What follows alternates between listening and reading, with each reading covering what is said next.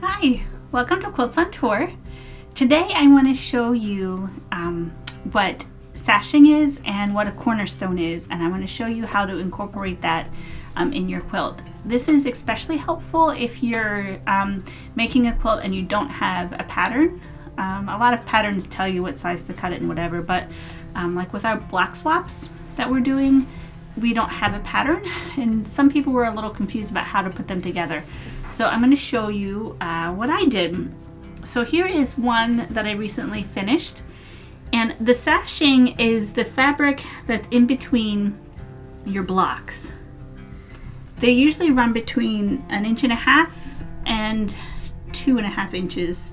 I like to cut mine at 2.5 and then they finish at 2 inches. It gives it a nice space, but it's all up to you how you want to do that. And then this quilt doesn't have a cornerstone, but the cornerstone would be this space right here in between your blocks. And I'm going to show you with the next quilt sample that I have how to put in the cornerstones. It just adds a nice pop of color and texture to your quilt. So let's get started. So I have cut my strips already.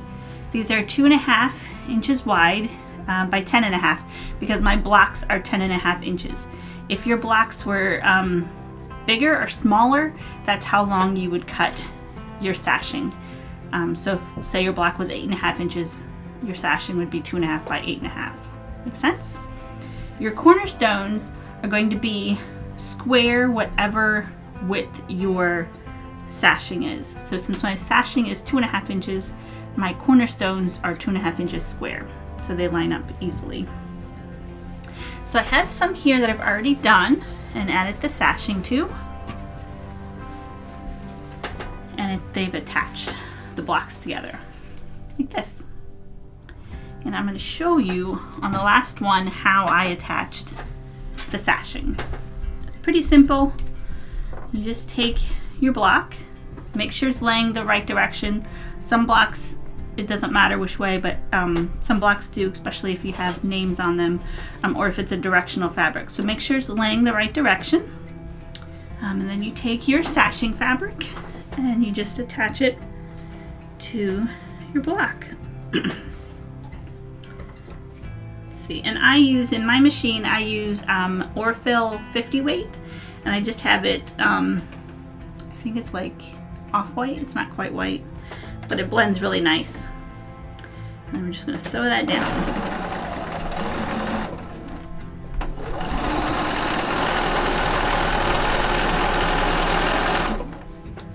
So when you iron open your sashing seam, if your sashing is dark fabric like mine is, I always iron toward the dark.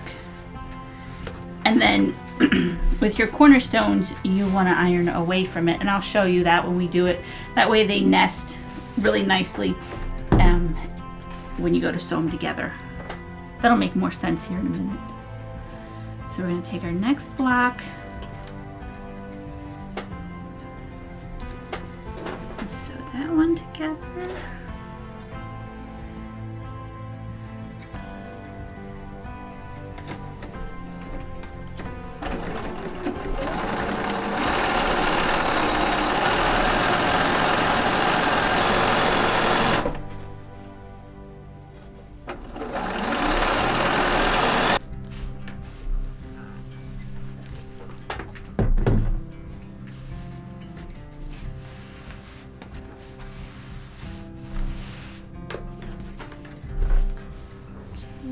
Again, I'm making sure that the seam allowance is toward the dark.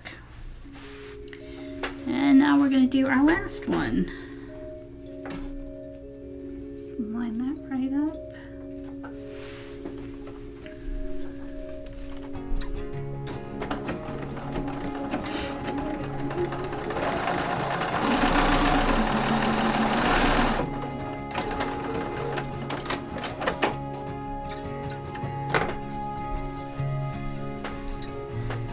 When I iron open my seams, I set my seam like I just did, and then I always kind of flip it over and then kind of run my fingernails along that to kind of help push it open. And then I iron it down.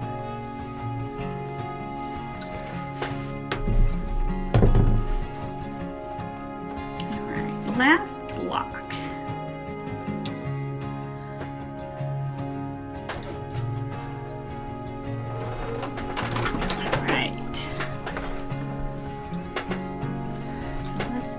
This, and then we'll put together our cornerstone strips.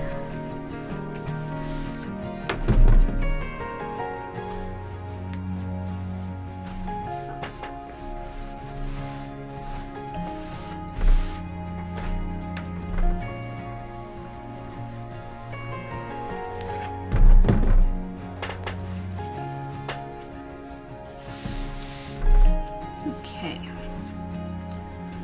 So when you're making your cornerstone strips, obviously you want as many strips as you have, or as many sashings as you have blocks. So mine are 3 blocks wide, so we're gonna do 3 sashings. So 1 sashing a cornerstone, sashing a cornerstone, and then sashing. So let's sew those together. And I'm sewing everything with a 1/4 inch seam allowance.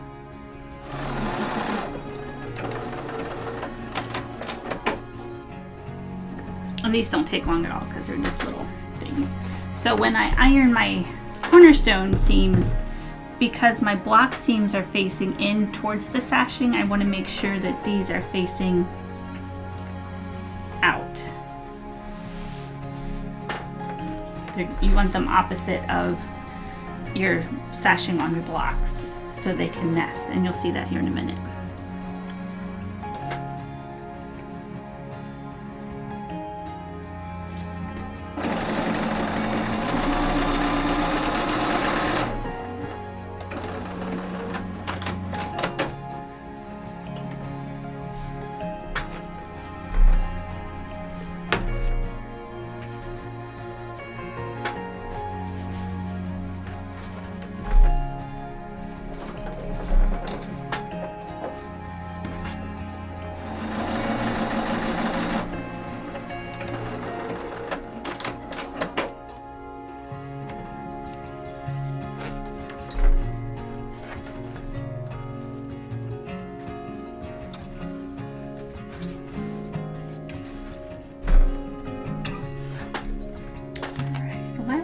One.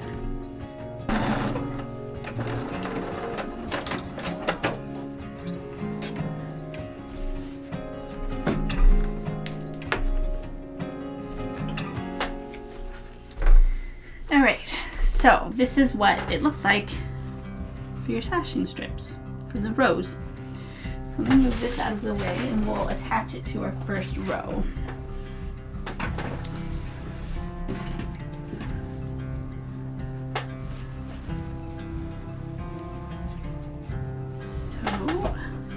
Again, if your fabric's directional, make sure you have this laying the right direction. I'm going to lay my cornerstone strips on top.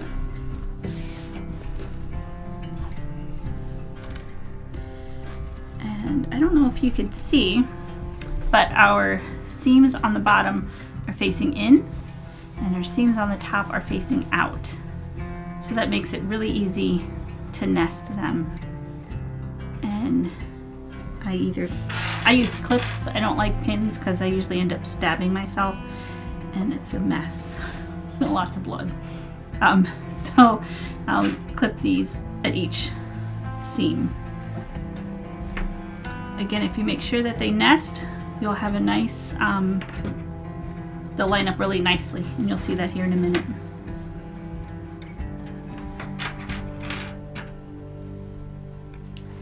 And I usually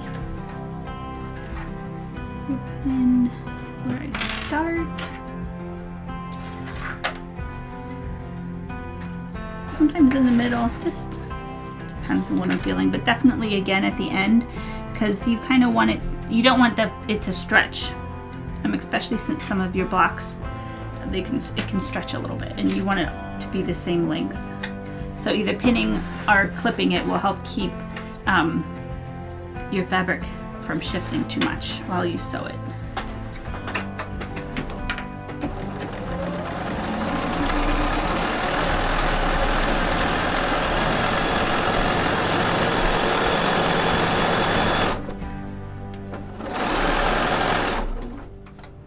And when I come to, since I use clips and I have a seam guide on my sewing machine, my clips don't like to go past it. So I usually will press down with my finger and take the clip off so that it doesn't move very much. Same way with this one.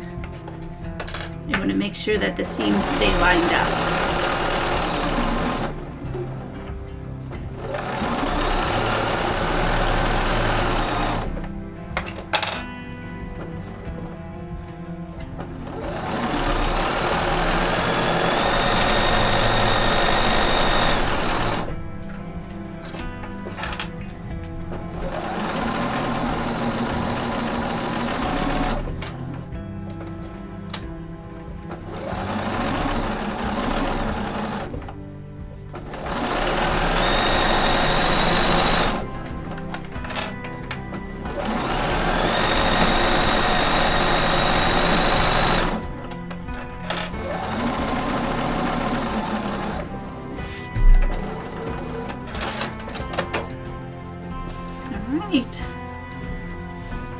Now we're going to fold these open, and as you can see, they stayed pretty lined up, which is cool. So now I'm going to take this over to my bigger ironing board and iron it flat, and then we'll attach the other row. And this one, it doesn't matter which way you iron the seam open because we won't be nesting anymore. Alright, so my next row is here, and we're going to just do the same thing. Lay it flat, grab my clips,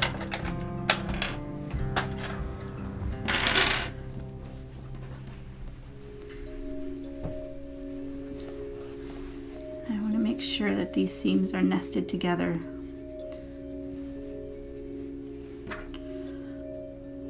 And if you've never heard of nesting, it's when your two seams kind of match up. Usually how I do that is I overlay it just a little bit and then push it with my fingers, and you can kind of feel it pop, and they lay right next to each other. I can clip it. Do it again with this one. So I just overlay them just a little bit. I don't know if you can see. This one's going this way, this one's going this way. And then kind of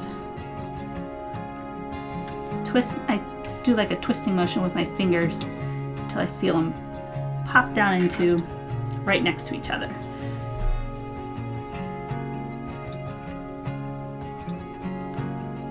It's pretty easy to, once you do it once or twice, it's pretty easy to feel when they're nested next to each other because it just lays flat. And then we're just going to pin everything else down.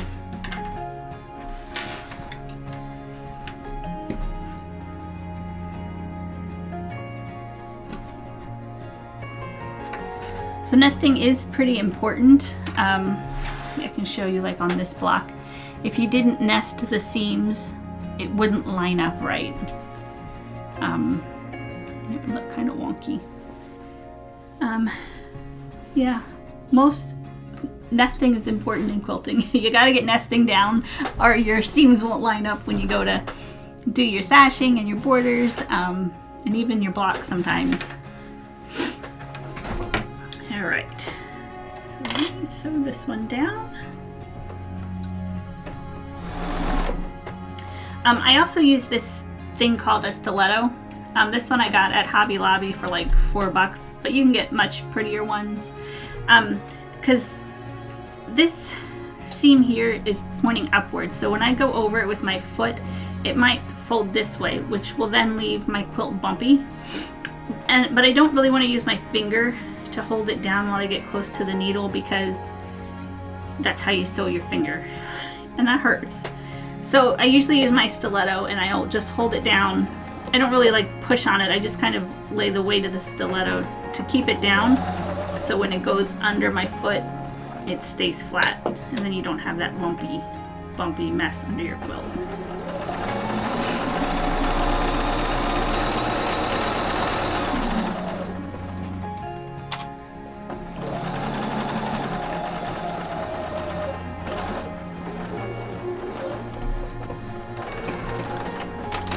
Alright, so now we have 2 rows attached.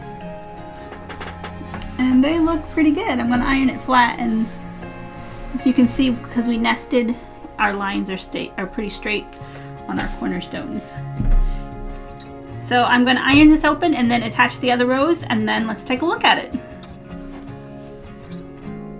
So here is our quilt all finished, almost, with the sashing and the cornerstone added. I just wanted to remind you the steps.